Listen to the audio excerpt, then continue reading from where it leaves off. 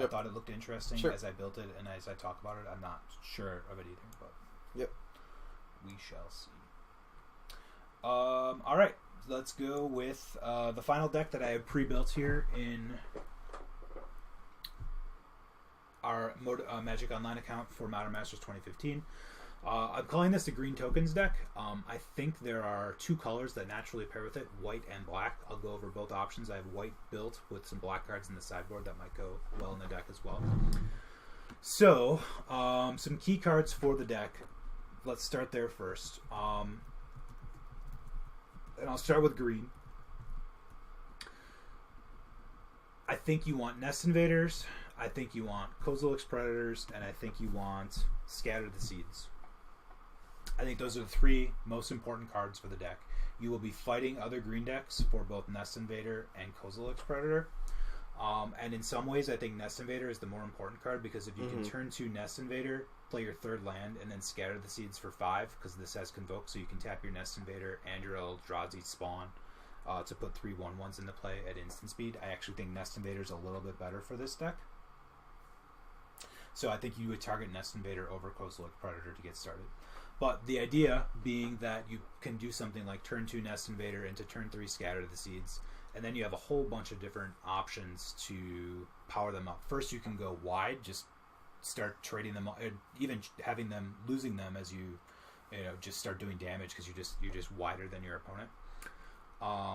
You can use them to pump this guy, which used to be a rare and is now common. Yep. He is common in Modern Masters 2015. So, going into the curve that I started, turn 2 Nest Invader into turn 3 Scatter the Seeds, puts 5 creatures on the board. You play this guy in turn 4, and he's a 6/6 for 3 mana. Not a bad start. We had that guy in a course that didn't have a strong token theme, and he was just fine. Yeah, and there's other cards like it. Yeah, there's it wasn't this guy. A white cleric. The white guy. Yep. Yeah. So that's one thing you can do. Just get one of these guys big. You can play this card, which I think is another key card in the set if you're in the white version. This is Trumpet Blast, or plus. You can give +2/+0 or +0/+2. Most of the time, I think you're going to want to make this Trumpet Blast because you're going to want to just get a bunch of tokens and then pump them all by +2/+0. It's also Trumpet Blast that can be used on the defensive. Yep. You can use it as power boosting on defensive. Yep. Which Trumpet Blast cannot. Let's see. Other key cards. I think Thrive is going to be good in this deck. I mentioned it in the blue-green graph deck, but going back to that same curve, and again, it's because these are common, and Thrive is common.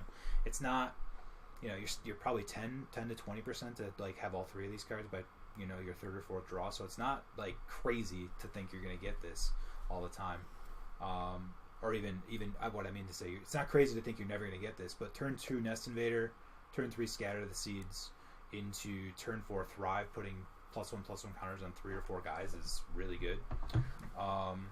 Can be good later too if you just have as a mana sink, if you draw it off the top and pump 6 or 7 guys at once. I think Thrive is good. Spectral Procession is another good card in the white version of this deck. I mentioned it in the white Black Spirits. It's a premium card in that deck. It's a good card in this deck as well. Just trying to go wide against your opponent. A rare I have main deck, which is, I think this is a first pickable card, pack 1, because you can play it in black or green decks. This Creekwood Liege makes all your green and black creatures bigger, and then it makes tokens that are both black and green, so the tokens become 3/3 creatures. Putting out a 3/3 each turn is just gross. Yeah. Other cards I want to highlight. So I have just sort of some regular good stuff in here. Oblivion Ring, Arrest. These are cards you might go, Arrest into Oblivion Ring, into Nest Invader to try to get this sort of deck to get going. Maybe get a Creekwood Liege, pack 2, pack 3. I have an Aquastrand Spider just here as filler because it's a fine card, just to again kind of show you that you can have these different cards in different decks. Raise the Alarm is obviously very good in the white version of this deck. This is another card you can go turn 2 into turn 3 Scatter the Seeds, even at instant speed and then a turn, which is great. Fortify, I mentioned. Nest Invader. I put Rampant Growths in here because of the potential for different splashes, like a Necrogenesis, which is another great card to make tokens. 2 mana, and then you can pay 2 as oftentimes as there's a creature in the graveyard to put another Sapperling into play. So this is a reason to be black along with some of the sideboard cards.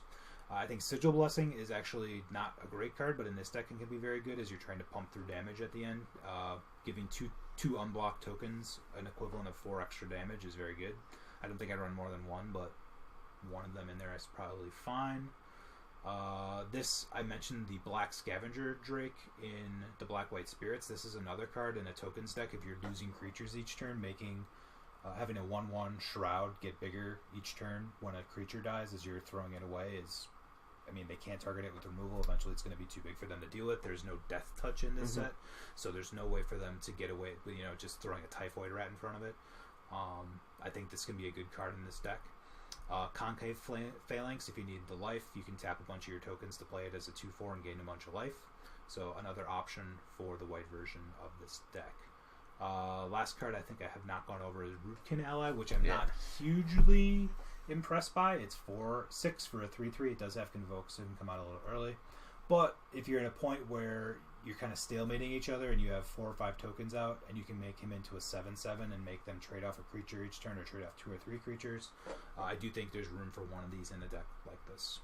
Yeah, that seems hard to pull off, though. I think it's good. I could see it being used more on the defensive to like. Yep, it can also deter attacks, but it's just because you are giving 2 extra power, but you're tapping down your guys, and then they get to attack into you. That's right. Yep. Yeah. So it's not a card I'm like excited to draft, but if you, I think in a lot of the token decks, there's probably a spot for one of them. So I really like the. I don't know if it's in here. The Kavu Primarch. That's the 4-mana 3/3. It's a 4-mana 3/3 with Convoke and Kicker 3. That gives it +3/+3. Some counters. I think that like even a Raise the Alarm puts that down to a 5-mana 7/7. Sure. And like that. I don't have that in here because I'm not sure how good it is, but yeah, I guess that's one other card that could be in here as well. Yeah. It's that. I don't know. That was I kind of like the. Does it have? It doesn't have trample though, right? No. Okay. But I'm not saying it's it. I think it would be a lot better with trample. But. I agree.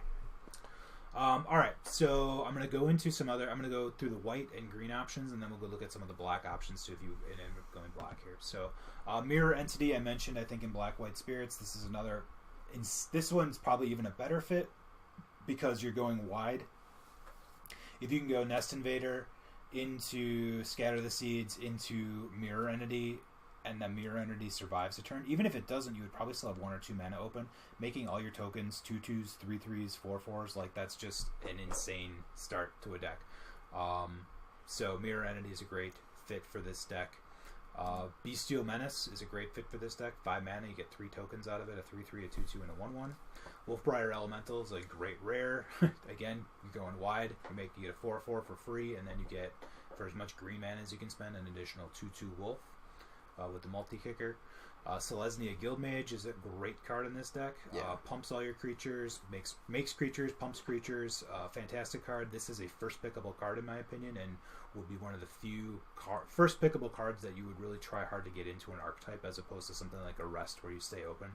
But I think this card is so good at taking over a game that I would very strongly consider picking this first pick in the right path. Just makes it's so hard to like. It looks somewhat innocuous because like the mana abilities are so expensive, but like you can just sit back with that guy, and if they attack, you pump your team and make just awful blocks for them. If they don't attack, you make it worse in the future. He's a lot. I think he's a lot better than he looks. Yep.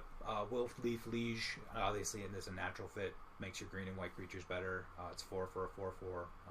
I don't know if there's any discard. I guess there's the black discard. There's Mind Rot that there's two different Mind Rots. A couple different discard spells, I think. And a couple artifacts that I think are worth pointing out. Lodestone Mirror. This guy just gets big if he has trample. If you have 5 tokens out, it just makes your opponent take a lot of damage or trade off creatures really fast. I think this is a fine fit for the deck. Mortar Prod, I think, is a fine fit for the deck. It deals throw down all your tokens over a course of several turns. You can easily do 5 to 7 damage just sacrificing them. And Culling Dais is also fine for this deck. If you want to draw a lot of cards, sacrifice your tokens as you chump with them, and then draw a bunch of cards off the dais when you're all done. Also a fine fit for this deck. Now, if you wanted to go black, I think there's fewer options than white, but I do think there are some good ones. The first one I'll highlight is the most unlikely of them, but if you happen to get a Bitter Blossom first, you should take it because it's worth a lot of tickets online. But it also just gives you a token each turn, which then you can start to use to pump. You could even maybe go 3-color, depending on how many Evolving Wilds, Golgari Rot Farms, and Celestia Sanctuaries you get. But it's obviously a natural fit for this deck. Works really well with Creekwood Leech if you ever get to live the dream. Dread Drone is fine at 5, gives you 3 creatures, a 4/1 and 2/0/1 Eldrazi spawns. Fits the deck just fine. Edric Sar fits the deck just fine as well. It's a 2/2 for 5, and then every time you cast a creature spell, you get a bunch of black throat 1/1s until there's 7, and at which point you have to sacrifice some sort of the slave owner getting overtaken by his slaves, if you will, is the theme of this card. The last card I'll mention is Bone Splinters, which allows you to sack a creature to destroy a creature. Not a great card in a lot of decks, but in a token deck where you don't mind throwing away a 0/1 Eldrazi or a 1/1 Sapperling that's not doing anything, trading it to destroy a creature is a pretty good deal. So I do think the black deck exists, especially if you're heavier green and you can grab a few of these cards. I'm actually a little bit more excited with the black-green token deck than I am the white-green token deck. Fair enough. The reason I think the white is a little better is you have a natural token maker, a common, and Raise the Alarm. And I think Fortify is so good at just stealing games.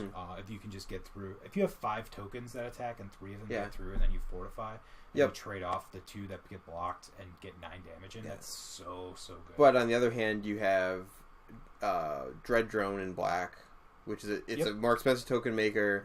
But you also get there's a lot of other stuff you get that I don't have in here, obviously. But there's even something like Profane Command, giving all your tokens fear. You know, there's a lot of like rares and stuff that are just going to go in all these decks that I just don't have highlighted because I didn't want to just say, here's all the great rares you might. Sure. But like Bloodthorn Vampire is fine. You can get in there and make all your dude make him trade off a creature each turn for a token or 2. And actually, I forgot to do this with the elementals. Let's do some sample hands just to kind of see how things might play out. I'm interested. I think that this one is better than I think it is because I don't. What did I say? Nest Invader into Scatter the Seeds, and again, running 2 of each of these cards, they're common. If you're, it's very possible to have a deck like this. So we would go like turn 1 Forest here, draw a card. Turn 2 Nest Invader, draw a card. So we did not get to Live the Dream and play the turn 3 Scatter the Seeds. What we can do though is with the Nest Invader, we can play a second Nest Invader. So we play second Nest Invader. Then we should be able to play a Scatter the Seeds. Do we have double green? No, we don't. Oh, right. So we just have the 1 green and 2 plains, and then we could play another Scatter the Seeds or a Kozilek's Predator. So we're all going already on turn 5. Probably have 7 or 8 creatures in play. If we ever draw a second green, we have double Scion. We have an Arrest. I think the Scion's pretty clutch there because 7 or 8 1/1s don't really impress me. But if you have 7 or 8 1/1s and one giant guy who's just beating him down every turn. So here's a sketchy hand. We would start with Evolving Wilds to get a plains. Turn 2 probably Rampant Growth because we want to get to this Scatter to probably get a Forest. Then we would probably Nest Invader, Swamp. I'm thinking that this. Then we Scatter the Seeds, Necrogenesis, and then we've got Fortified. I mean that that's pretty good. That's on a mulligan, so let's draw another hand. I think that this deck is a good ramp deck. I don't know if I really like the Rampant Growths. No. I think that it's a good. I think it's a good ramp deck. I don't know if I'm really buying the. You get a whole bunch of tokens and then question mark like. What's the question mark? Yeah, I guess like Fortify. I don't know. I'm just skeptical that this is the best use of tokens. What do you think's a better use? I don't know. I wish that there was. I just. I think this is what you want to be doing. Sure. Like, you want to go wide. You want to have cards like Scions. So you want to have a lot of different options. So here's a hand where we go like turn 1 Forest, draw Sigil Blessing, draw Plains. Turn 3 we go Nest Invader. Draw another card. I think what I'm trying to express is Turn 4, we can probably... No, we'd go Scatter the Seeds, so then we'd have 5 creatures in play. Next turn, we can play Rootkin Ally, who's now huge whenever we need him to just stand in the way. We can start getting value off Necrogenesis. We can trade here. We can fortify for the win if they ever tap out. Like, I feel like you just have... It puts them in a really tough spot. So here we've got a turn 2 Rampant Growth, so we draw, play Rampant Growth, get a Plains, draw... probably Rampant Growth again would be my thought, to get Swamp, just to make sure we've got all of our stuff we can arrest at some point if we need to. That was our Swamp that we drew, so let's pretend we have that. Play a Forest, probably play Scion. This is kind of a weaker draw, but then we draw into Creekwood Liege. Look at some just see the number of sample hands here. Here we've got, like, you know, Spider into Rampant Growth into Scion. Yeah. Raise the Alarm, Liege. I think that, I guess what I'm trying to express is, I think that the deck that is kind of straddling 2 different builds that are available in this set. I think that there's the ramp, like a ramp token build, where you're trying to get tokens hold the ground and then 1 or 2 big threats that beat down. Or there's kind of like more of a swarmy token build, and I think that that's going to take out some of the ramp things and going to want some of the white things that are just good stuff things. Sure, I without knowing the sort of the common runs and things like that and how things go, like going back to the deck list, you know, I have 2 Rampant Growths in here because I'm splashing a 3rd color for the Necrogenesis. We could easily take out the Rampant Growths for if we you know pull, you know, if we just even run another Aqua, you know, even running more consistency, running something else. The token deck that I'm seeing, so I think that you know, the token deck that ramps with Nest Invader and Kozilek's Predator goes naturally into the Ulamog's Crusher type deck, and that's a deck, but I'm not highlighting that. I just think that's obvious to see that someone's going to want to do that. I think this one's a little less obvious. You can look at a card like Scatter the Seeds and say, well, what am I going to do with that?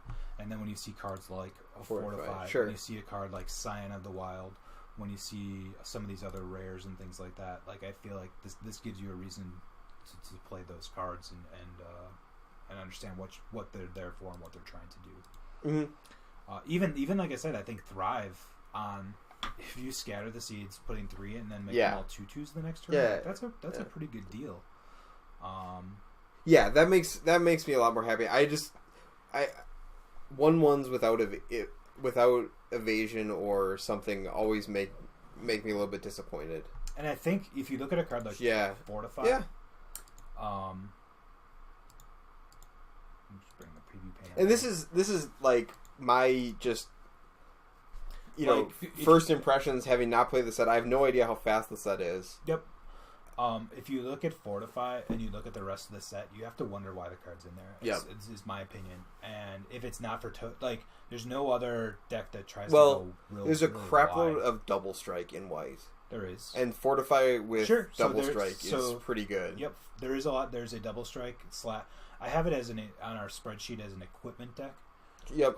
Because there's a lot of white cards that both get better with equipment, and double strikers are naturally just better with equipment. Yep. So Fortify absolutely could fit in that deck, but then if it's that deck and this deck, then you've got two uses for this card. Well, and equipment is also really good with tokens. It's also very good with tokens. I have no tokens. That's honestly what I. So you could, instead of these Rampant Growths, Dark Steel Axe in here, or even a Copper Carapace that makes it a 3/3 or whatever. Yeah, and see that's what gets me excited about the tokens. Sure.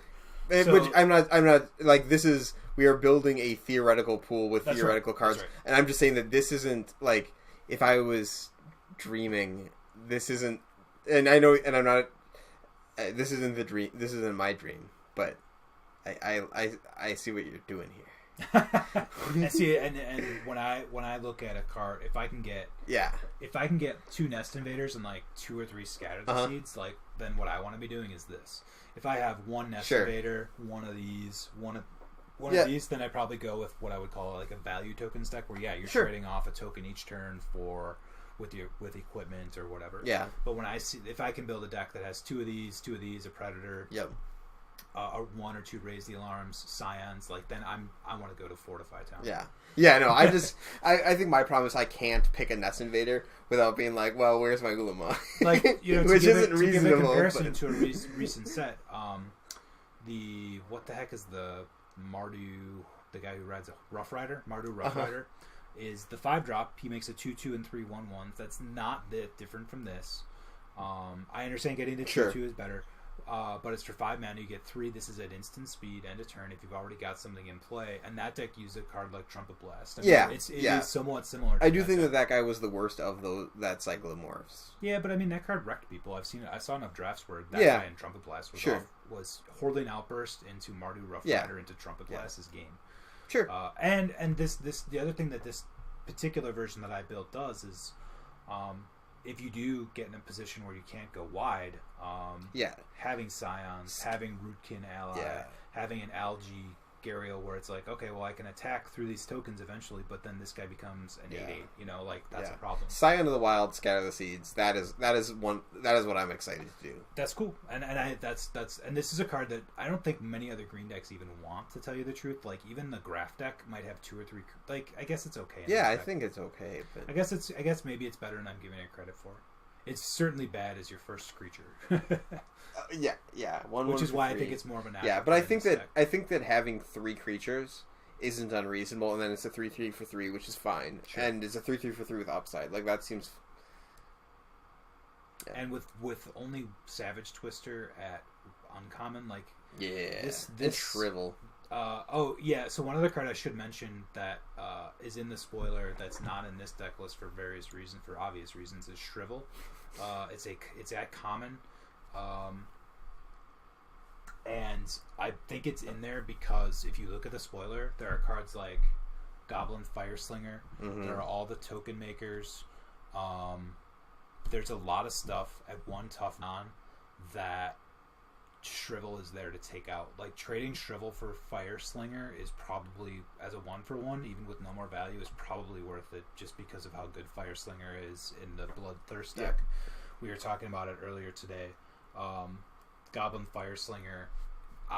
If you're playing the Bloodthirst deck, I think you'll play 4 of those if you can get them. Just because on turn 1, it just powers up all of your other Bloodthirst the rest of the game. For free. You don't have to attack. You don't have to do anything. You just tap them and do 1 damage, and your Bloodthirst is turned on. So a card like Shrivel is going to be really important to turn off that Fireslinger before he can pump up all the Bloodthirst creatures, because no Death Touchers in this format. The hard removal starts at 5 in black. You have 2 damage for Burst Lightning, 3 damage for Lightning Bolt, and if you can start getting above that with like Gorehorn Minotaurs and stuff like that, those creatures become really hard Gorehorn Minotaur is such a beating. They just become really hard to deal with, and then your hard removal for black starts at 5 with Spread the Sickness. I know there might be some uncommons or commons that I'm missing. There's Oblivion Ring and stuff like that. And Arrest. But I feel like a lot of decks are going to have problems with just a 5/5 in this format. At least that's my initial impression. And so you're going to need a plan for those. The tokens deck is to go wide, chump block if you have to, and do something like Fortify, get big with Scion of the Wild, put equipment on and trade that way. Black-White Spirits is to grind them out, attack with that 5/5, trade your Thief of Hope, get your Kami back, get next turn play, your Moonlit Strider, and get back your Thief of Hope. Like, you just want to grind that out while you get incremental advantage, gaining ping 'em 1, and then finish them off. So those were our 4 decks that I wanted to preview this week. If you get to the end of this and you've watched all 4 and you like what you've seen, let us know. Please leave some comments in the YouTube section. Tell us if you liked it. Tell us if we missed anything in any of the decks. I tried to be as thorough as possible. I focused on just these 4 decks. There are at least, I think we're out about 10 viable archetypes in our spreadsheet. There may be a couple other ones. There may be some intermingling of the archetypes as well, where you do that's what I'm some spirits within maybe more of a if you get 2 spectral possessions, maybe you splash black for some of the spirit stuff. I don't know. So there may be some intermingling of the archetypes where you end up in some cool hybrids. I'm excited. I think this is gonna be a fun set. Yeah, so we're excited to let us know what you think, and let us know if we missed anything. And if you like content like this and you enjoy it, please let us know that too, and we'll try to do more of it instead of drafts all the time. We try to do the drafts, but tonight didn't go so well. So we spent a lot of time doing this. So if you like it, let us know, and we'll keep going. Please subscribe to both our YouTube channel, and please subscribe to our Twitch. You get 3 things you can subscribe to: our YouTube channel, our Twitch channel, and our Twitter handle. I try to tweet 3 or 4 times a week. Our YouTube gets updated on Tuesday, so you'll see these videos Tuesday morning.